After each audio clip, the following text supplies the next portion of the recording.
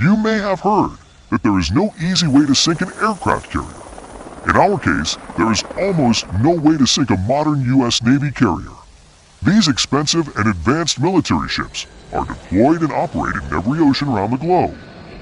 That means that it's really crucial for the U.S. Navy to protect them from potential threats. That's why they are built and deployed in a way that it's almost impossible to sink such a vessel. Without further ado, let's see how this is achieved.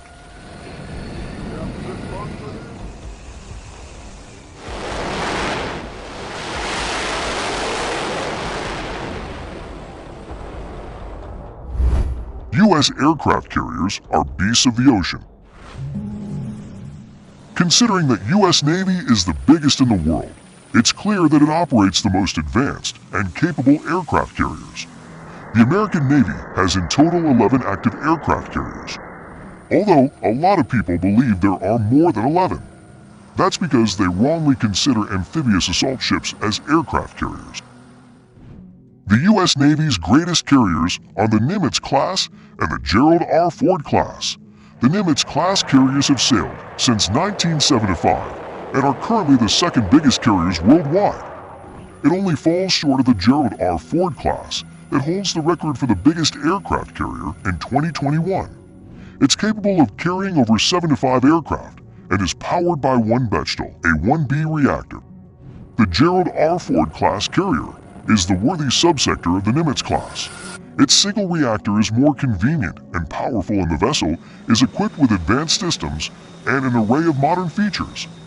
Although these two carriers are considered the best in the world, the United Kingdom and Japan also operate excellent carriers like the Queen Elizabeth class and the Shinano, respectively. Why the U.S. Navy protects them so much? The role of an aircraft carrier is pretty important. It's really a floating base that helps the Navy operate an aerial attack everywhere in the world.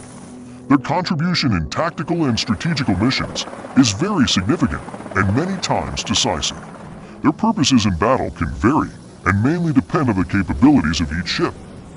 Considering how dangerous this type of vessel could be on the battlefield, they would be big targets on the water. Such ships are unsurprisingly very expensive to develop and build.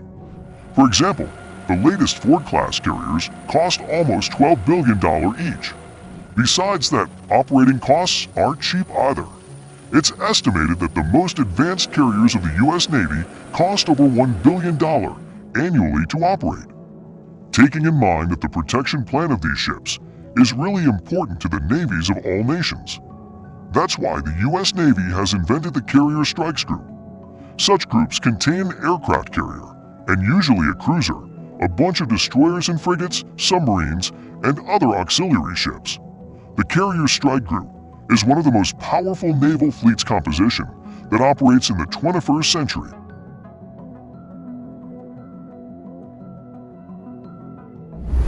Why they can't be sunk?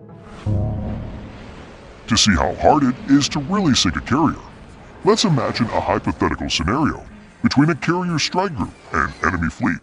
First of all, let's assume that an enemy aircraft or ship tries to attack the carrier. The carrier's first move would be to deploy the air wing. That means that the F-A-18 and the F-35 fighter jets will destroy every possible danger even before it gets close enough to attack. The F-35 has especially advanced systems, and it's very efficient in battle. But if the air wing, for some reason, can't neutralize the danger and the enemy gets closer, then it's time for the rest of the carrier group to take on the challenge. The nuclear-powered submarines in combination with the powerful destroyers like the Arleigh Burke class can detect and eliminate everything that threatens the fleet in an impressive perimeter. Equipped with a variety of armaments, these vessels can destroy any possible threat. Plus, the auxiliary ships are always there to support and supply the front line of the fleet, even in the case that the enemy threat approach close enough to attack the carrier. The ship has its own advanced defense systems. Beyond radar and other modern technology, the carriers are equipped with very efficient armament. They had automated guns, missiles, and systems that are capable of protecting the ship on their own.